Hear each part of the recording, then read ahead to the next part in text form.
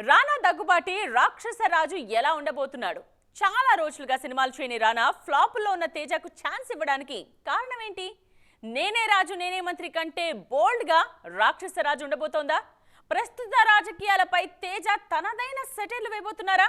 రాక్షసరాజు backdrop పై special story.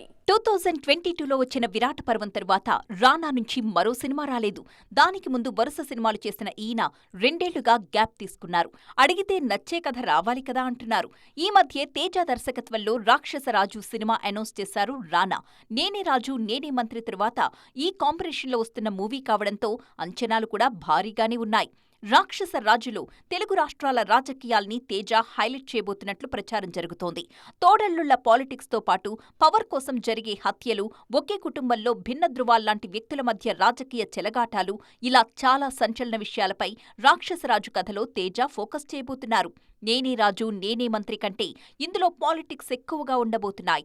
నేనే రాజు నేనే మంత్రి తరువాత తేజ తెరకెక్కించిన సీత, అహింస డిజాస్టర్ అయ్యాయి.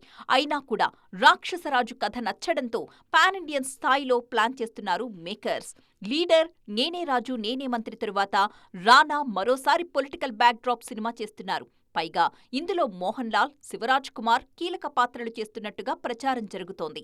తేజకు మాత్రమే కాదు, రానాకి రాక్షసరాజు కీలకమే. ఎందుకంటే రానాకు సోలో హీరోగా సక్సెస్ వచ్చి చాలా కాలమైంది.